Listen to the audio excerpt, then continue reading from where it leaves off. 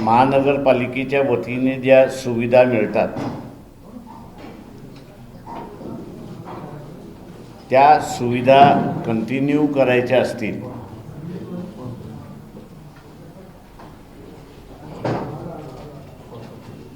तर महानगरपालिकेच्या निवडणुकांमध्ये त्यांनी भारतीय जनता पक्षाच्या विरोधात मतदान दिलं पाहिजे।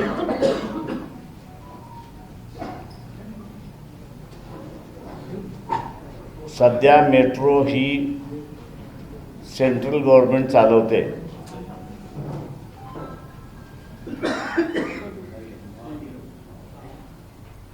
ही मेट्रो दरवर्षी जे काही ऑडिट रिपोर्ट आलेत आणि मला जे काही ब्रीफ करण्यात आलेलं आहे ती 2.25 कोटीच्या लॉसमध्ये आहे।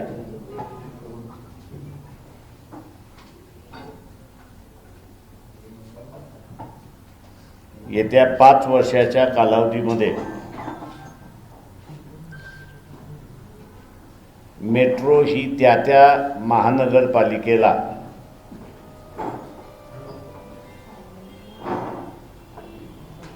हँडओव्हर केल्या जाणार आहे।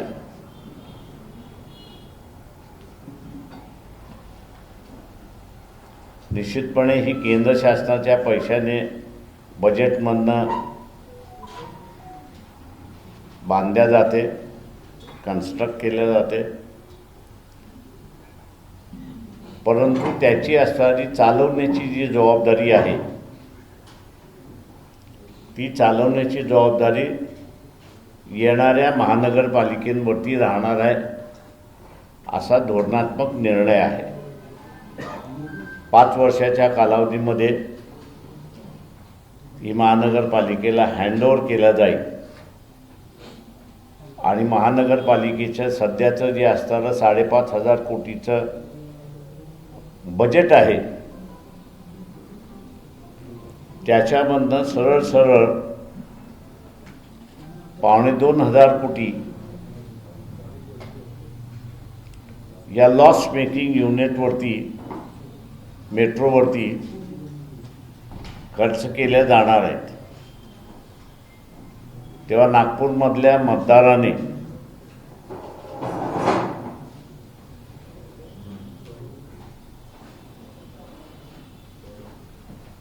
भारतीय जनता पक्षाला मतदान देऊ नये आणि लॉस मेकिंग मेट्रो आपल्या गळ्यातलं ताईत करून घेऊ नये ही नागपूरच्या मतदारांना माझी असणारी विनंती आहे।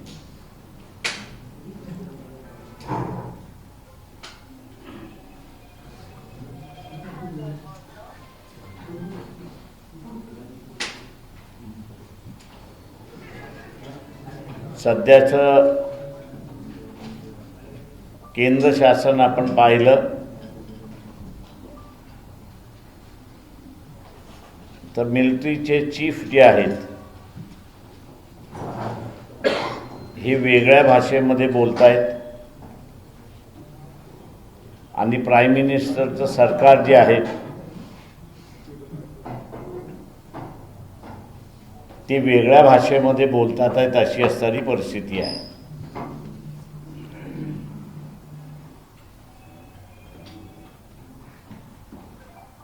पंतप्रधान असं म्हणतात आहेत की चायना आमचा असणारा मित्र आहे,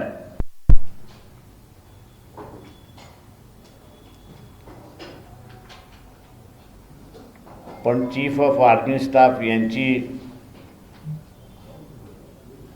पंतप्रधानाचं हे स्टेटमेंट आल्यानंतर जी प्रेस कॉन्फरन्स झाली आणि एका बेंगलोरच्या सेमिनारमध्ये त्यांनी पुन्हा असणारं ते रिपीट केलं की चायना इज एनिमी नंबर 1। पहिल्यांदाच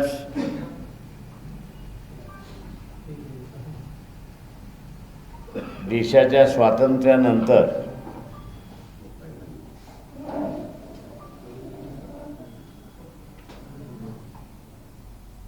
प्राईम मिनिस्टरचं कार्यालय आणि प्राईम मिनिस्टर फॉरेन पॉलिसीच्या संदर्भात वेगळी भाषा बोलते आणि मिलिटरीचे प्रमुख हे डायगोनली अपोजिट बोलतात आहेत, अशी परिस्थिती आहे.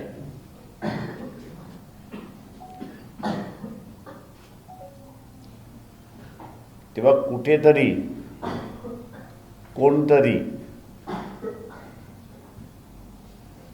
कॉम्प्रोमाइज झालंय असं मी त्या ठिकाणी मानतोय.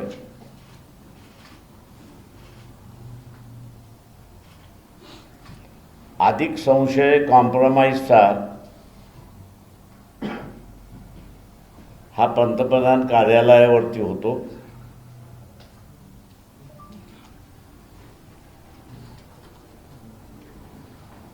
मी दुर्दैव असं म्हणेन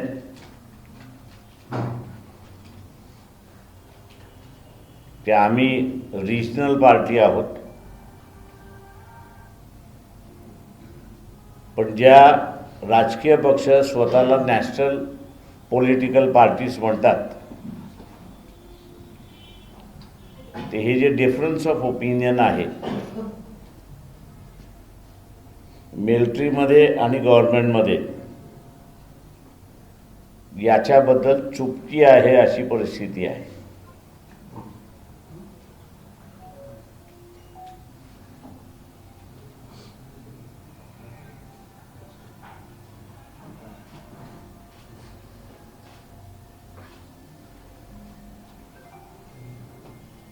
आंतरराष्ट्रीय संबंध जे आहेत भारताचे सगळ्यात मोठे बिघडलेले आहेत.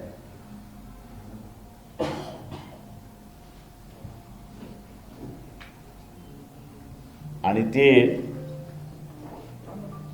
विश्वगुरू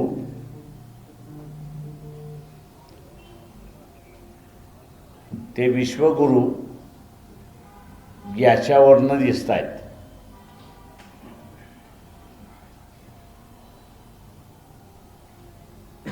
पंतप्रधान नरेंद्र मोदी मी विश्वगुरू आहे असं म्हणायला लागलेत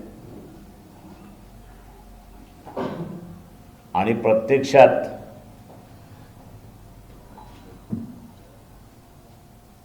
डोनाल्ड ट्रम्प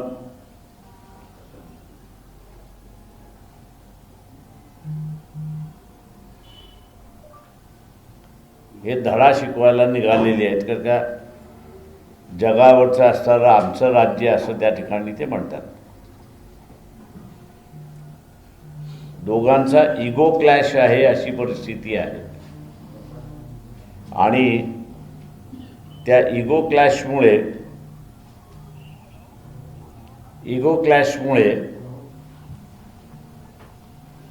भारतीय नागरिकांना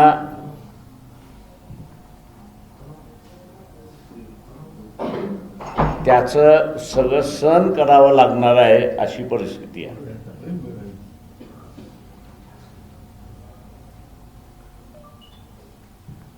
भांडण हे सुरुवात झालं, रशियाचं तेल कोणी विकायचं आणि कशाने विकायचं.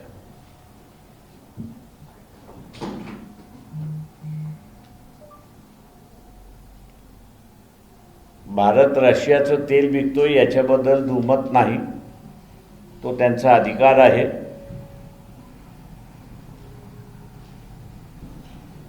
पण जगभरातल्या देशांचं भारताबरोबरचं जे भांडण आहे या प्रश्नासंदर्भात ते म्हणजे या तेल विक्रीतून जो नफा येतोय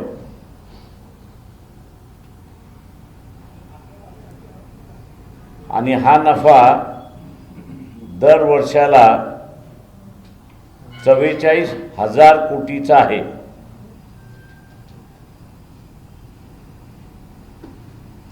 तो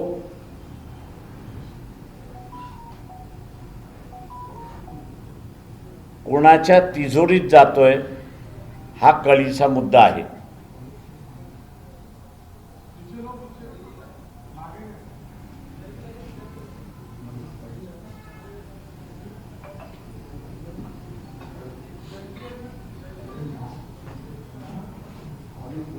हे जे 44,000 कोटीचा नफा जो आहे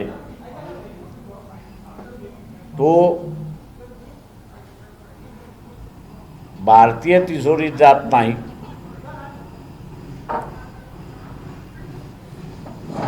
तो रिलायन्स कंपनीकडे जातो अशी परिस्थिती आहे.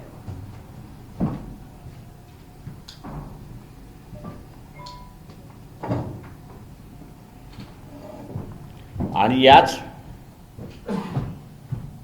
व्यवहारातून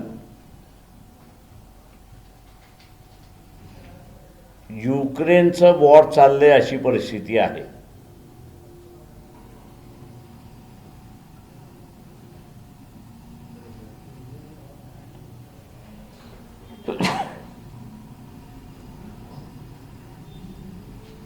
येत्या काही कालावधीमध्ये जे आर्मी चीफनी म्हटलंय की आपल्याला एका युद्धाला तोंड द्यावं लागेल,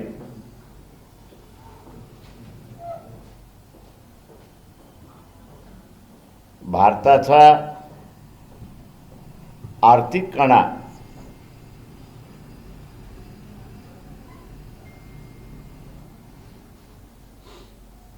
हा मोडण्यासाठी एका बाजूला पाकिस्तान आणि दुसऱ्या बाजूला बांगलादेश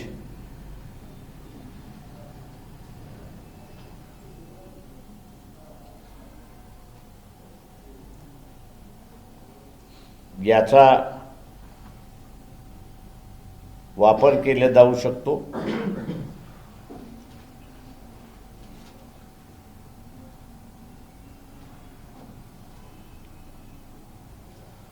मी हा कळीचा मुद्दा म्हणून त्या ठिकाणी धरतोय की जगाला मोदीचा कणा मोडायचा आहे.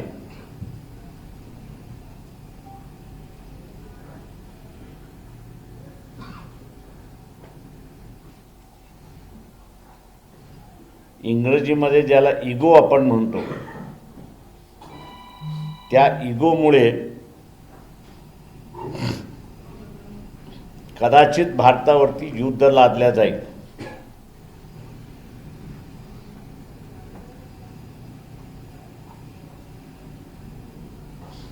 भारतातला मतदार, नागपूरमधला मतदार हा खऱ्या अर्थाने भारताचा मालक आहे.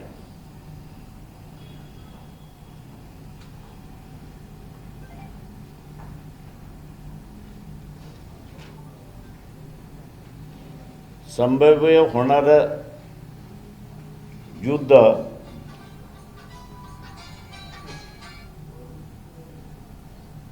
हा भारतातला नागरिक सुद्धा थांबवू शकतो.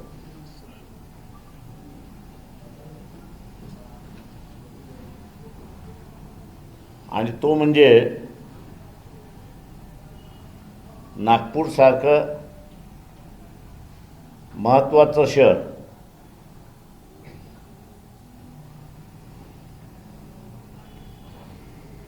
आणि ह्या महत्त्वातल्या शहरातल्या मतदारांनी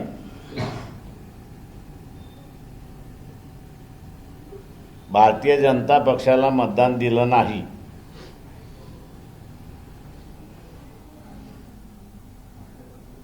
तर मोदीचा इगो मत न देऊन दुरुस्त करता येतं.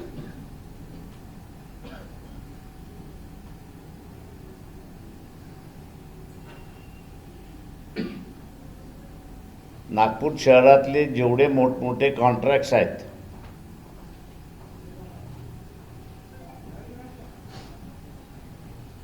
हे नागपूरमधल्या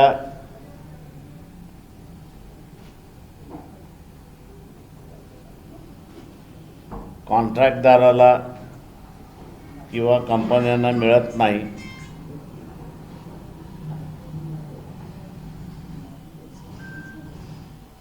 तर राज्याच्या बाहेरच्या कंपन्यांना मोठ्या प्रमाणात दिल्या जातं.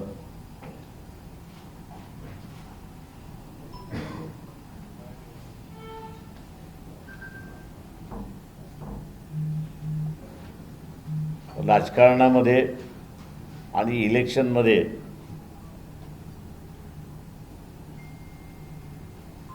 पैशाचा स्तोम फारच माजलेला आहे.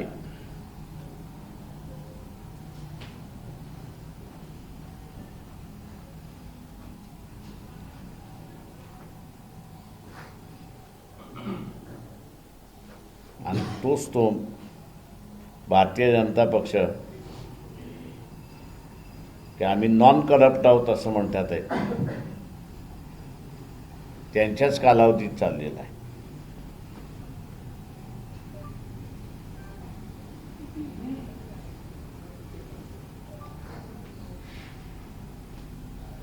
वंचित बहुजन आघाडी नागपूरमध्ये कोणाशीच युती करू शकली नाही.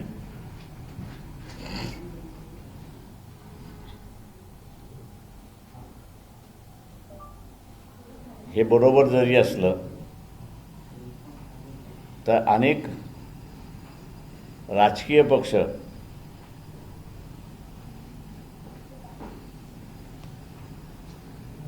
ज्यांच्या स्टेट लेवलवरती युत्या होत्या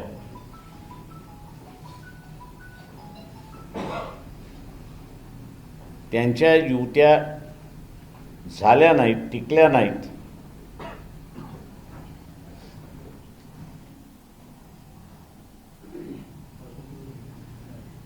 त्यासुद्धा इंडिपेंडेंटली लढतात आहेत अशी परिस्थिती आहे.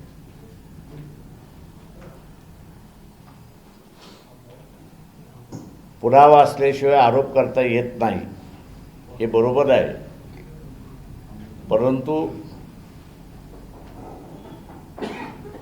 जो काही वाटाघाटीतला अनुभव आहे, चर्चेतून असणारं जे काही घडलं, त्यातून एवढंच मी सांगू शकतो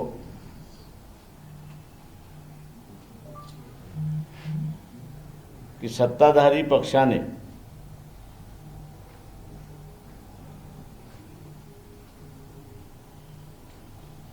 आमच्याशिवाय इतर कोणाशीच युती होणार नाही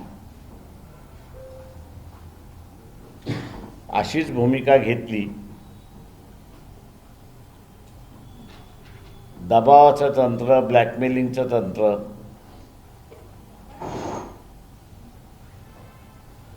हे आता मॅक्सिमम पद्धतीने वापरायला लागलेत अशी परिस्थिती आहे.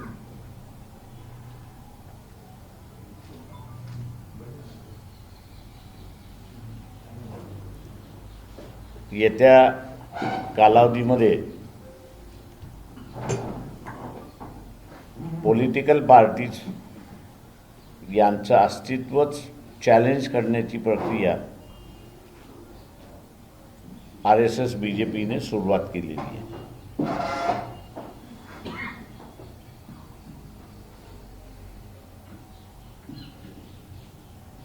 म्हणून सिलेक्टिव्हली काही ठिकाणी अजित पवार आणि काही ठिकाणी एकनाथ शिंदे यांच्याशी युती झालेली आहे.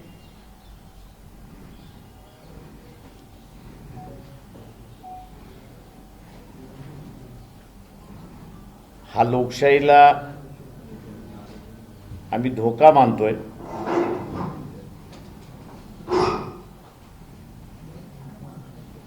आणि मतदाराने पॉलिटिकल पार्टीज टिकतील असं राजकारण केलं, असं मतदान केलं पाहिजे.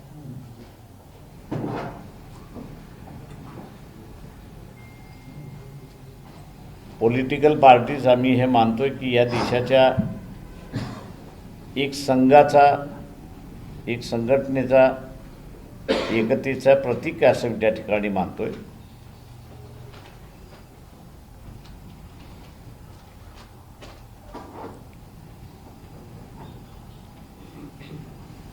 पॉलिटिकल पार्टीजच संपल्या किंवा शक्तिहीन झाल्या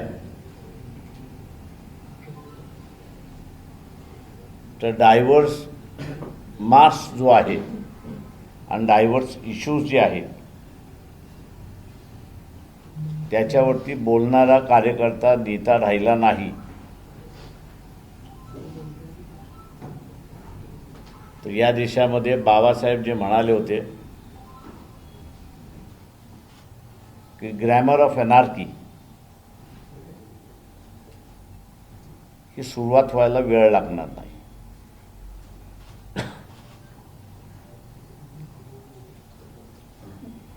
आणि म्हणून नागपूरमधल्या मतदारांना आम्ही आवाहन करतोय, कोणालाही मतदान करा, आम्ही आम्हालाही मतदान करा असं म्हणतोय, पण भारतीय जनता पक्षाला या निवडणुकीमध्ये मतदान करू नये.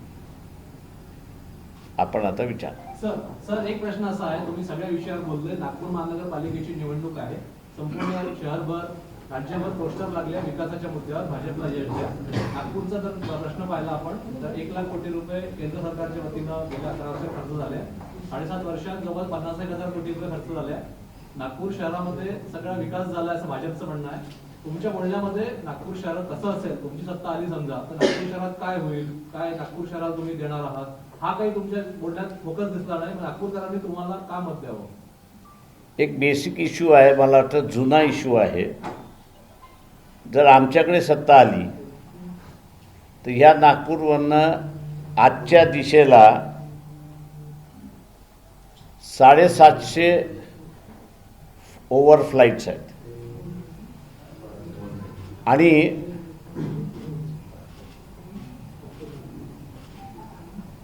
$14,000 किलोमीटरचा जो ओव्हरफ्लाईट आहे, कुठेही रिपेअर सेंटर नाही किंवा इमर्जन्सी सेंटर नाही. नागपूर हे इमर्जन्सी सेंटर झालं पाहिजे, ही इंटरनॅशनल मागणी आहे. त्याच्या महानगरपालिका द्या, आम्ही हे इंटरनॅशनल सेंटर उभं करतो आणि नागपूरचं बजेट जे आहे हे रिपेअर सेंटरमुळे 42,000 कोटीवरती घेऊन जाऊ. इथल्या सवर्णांची ताकद आहे का देण्याची, तेवढी त्यांनी बोलावी.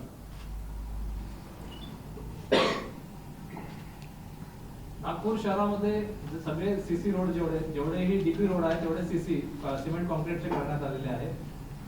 काही लोक नाराजी आहे, नागपूरच्या उकळून ठेवलेलं आहे. गेल्या काही काळामध्ये माझ्या अंदाजानं सिमेंट कॉन्क्रीट रोड जिथे टेम्परेचर 40-42 असतं तिथे नसतं. कारण सिमेंटच्या रस्त्यामुळे नागपूरचं असणारं उन्हाळ्यातल्या कालावधीमध्ये 3 डिग्रीने टेम्परेचर वाढलेलं आहे. एन्व्हायरमेंट न बघता डेव्हलपमेंट नुसतं बघणार असा तर लोकांच्या शरीरावरती परिणाम होणार आहे. तुम्ही म्हणाले की दबाव तंत्र आणि blackmailing तंत्र वापरून युती होऊ दिली गेली नाही, तर भाजपने एका बाजूला स्वतःसाठी सिलेक्टिव्ह युती केली आणि दुसऱ्या बाजूला विरोधकांची युती होऊ दिली नाही, आघाडी होऊ दिली नाही, असा आरोप आहे का? आहे ना आरोप. तोच तर मी म्हणालो की आम्ही बऱ्याच जणांबरोबर इथे असताना समझोत्यामध्ये होतो. काही प्रमाणात असं म्हणा की 80% सीट ॲडजस्टमेंटसुद्धा चर्चा झाल्या होत्या, पण अचानकपणे युती झाली नाही असा इतिहास घडलेला आहे. तुमची युती आघाडी मी वंचित बहुजन आघाडी ज्यांच्या बरोबर बोलली त्या सगळ्यांच्या अनुभवार्थ मी हे सांगतो. बाळासाहेब, माझा एक प्रश्न आहे. आता हे पुणे आणि पिंपरीमध्ये हे काय चाललेलं आहे की जे अधिकृत उमेदवार आहे निवडणुकीनंतर सरळ भाजपच्या उमेदवारांना आता ते समर्थन देतात आहे, ही निवडणुकीची थट्टा नाही का? निवडणूक आयोग मतदान यादी तर सुधारित करत आहे, पण नियम कामी बदलत आहे की एकदा निवडणुका घोषित झाल्या, उमेदवारी अर्ज भरून झाले, शिक्कामोर्तब झालं, त्याच्यानंतर उमेदवारी वेळेवर मागे घेऊन भाजपला समर्थन कसं देऊ शकतात? आणि दुसरा प्रश्न आहे, अंबरनाथमध्ये शिंदे सेनेला बाजूला ठेवण्यासाठी काँग्रेस आणि भाजपची युती झाली आणि तिथला नगराध्यक्ष केला, या घटनेकडे कसे पाहतात? ज्यांचा इलेक्शनवरतीच विश्वास नाही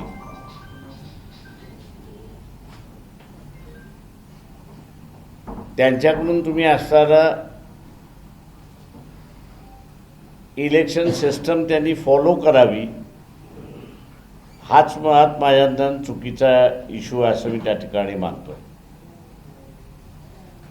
चुकीच्या जागी चुकीच्या ठिकाणी श्रद्धा ठेवल्यामुळे हे आपल्याला असताना बघायला मिळत आहे की अमरनाथमध्ये सुद्धा राज्यभर युती एकनाथ शिंदेची आहे, पण एकनाथ शिंदेबरोबर न जाता BJP काँग्रेसबरोबर गेली असं आपल्याला त्या ठिकाणी दिसतंय. त्याच्यामुळे कुठल्याही परिस्थितीमध्ये पार्लमेंटरी डेमोक्रेसी जी या देशामधली आहे हिची थट्टा उडवायची, मस्करी करायची आणि परिस्थिती बदलण्यासारखी आहे असं सिच्युएशन क्रिएट करायचं, हा कारभार चाललेला आहे.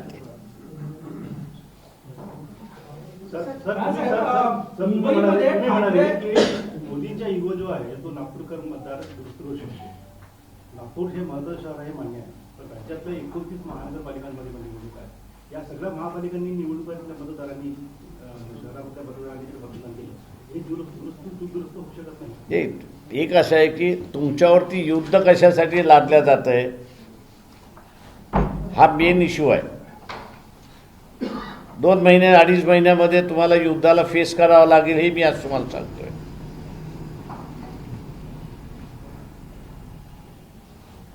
हे कशासाठी,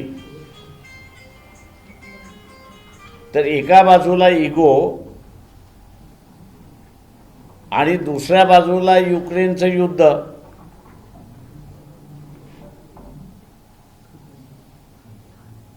मतदारांनीच जर मोदीला धडा शिकवला, ते इगो मोडला, मग राहिला फक्त कमर्शियल इश्यू. तो अक्रॉस दी टेबल बसून तुम्हाला सोडवता येतो. त्याच्यामुळे काही प्रश्न हे लोकशाहीमध्ये मतदारांनाच सोडवावा लागतो.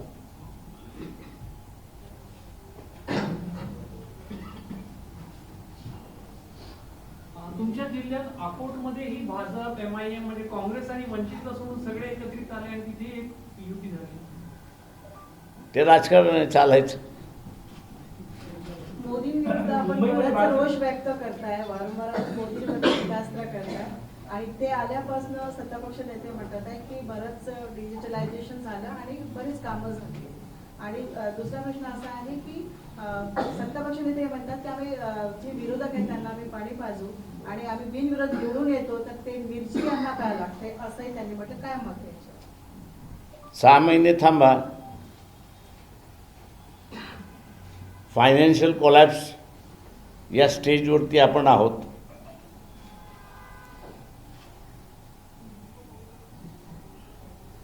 आपण विकास झाला असं म्हणतो, कुठला विकास झाला? डिजिटलायझेशनने असणारं पोट भरत नाही ना, बेरोजगारी कमी होत नाही ना. तुमचे इंडिकेटर्स जे आहेत डेव्हलपमेंटचे, तो बेसिकली सामान्य माणसाच्या चेहऱ्यावरती हसरेपणा पाहिजे, तो नाही आहे. फक्त आम्ही असणारा किती डिजिटलायझेशन केलं, आम्ही किती असणारा ब्रिजेस उभे केले, आम्ही किती असणारे रोड्स कॉन्क्रिटायझेशन केलं, याच्यातून सामान्य माणसाचं पोट भरत नाही. तो सामान्य माणूस उपाशी तो उपाशीच आहे. प्रकाश जी, पूर्व मुख्यमंत्री पृथ्वीराज चौहान ने एक वक्तव्य दिया है कि क्या ट्रंप प्रधानमंत्री का भी अपहरण कर लेंगे. इस वक्तव्य को आप किस तरीके से देख रहे हैं? अपहरण या स्टीफेंस के फोटो के बारे में उन्होंने कहा था. क्या पूछना चाह रहे हो? अपहरण वेनेजुएला की तरह. इस वक्तव्य को किस तरीके से देख रहे हैं? देखिए, सवाल ऐसा है कि अमेरिका जो है वो अपना डॉलर बचाने में लगा हुआ है और चाइना जो है वो डॉलर से खेल रहा है. एक जानकारी सिर्फ आपको देता हूं कि जैसे अपने यहाँ रिजर्व बैंक के बॉन्ड निकलते हैं वैसे यूएस में ट्रेजरी बॉन्ड्स निकालते हैं, यूएस ट्रेजरी बॉन्ड्स निकालते हैं।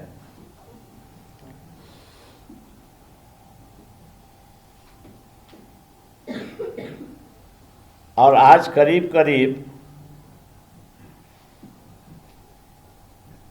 6 lakh trillion dollars American bonds जो है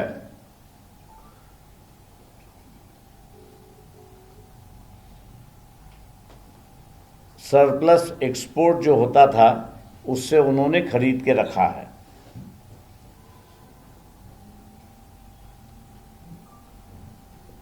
आज उसी का इस्तेमाल करते हुए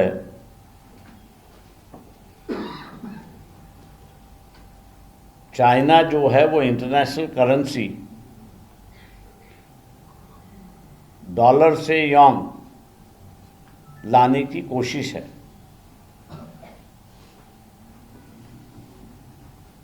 इंटरनेशनल करेंसी आज जो डॉलर है उसको रिप्लेस करना चाह रही है चाइना, और डोनाल्ड ट्रंप जो है उसको बचाने में लगे हुए हैं।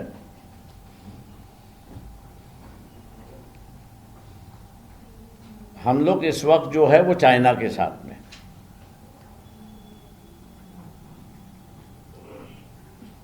और इसलिए पूरा यूरोप और अमेरिकन को भारत के खिलाफ।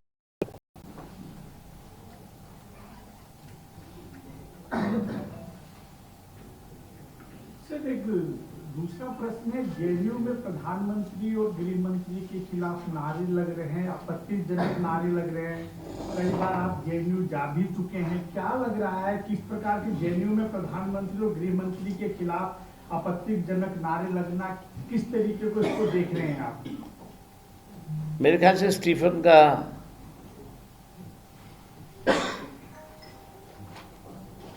जो बॉम्ब है वो जरा फटते हैं तो उसके बाद में पता चलेगा क्यों नारे लगते हैं। सर, बिनविरोधची जे काही परंपरा आणि सुसुळ्या हे मतदार भाषण बायको म्हणते की ही मतदाराची बदलवत आहे, तुम्हाला वाटतं का भविष्यात अशा प्रकारच्या बिनविरोधच्या संदर्भात काही धोरणात्मक निर्णय घ्यावा? कसं आहे, जे जे इन्क्वायरी खाली आहे ते प्रो बीजेपी बोलत राहणार, त्याच्यामुळे यांच्या वक्तव्याकडे मी फार महत्त्व देत नाही। स्वतःला इन्क्वायरीतून वाचवायचं आहे आणि म्हणून अशा रीतीने स्टेटमेंट्स येतात।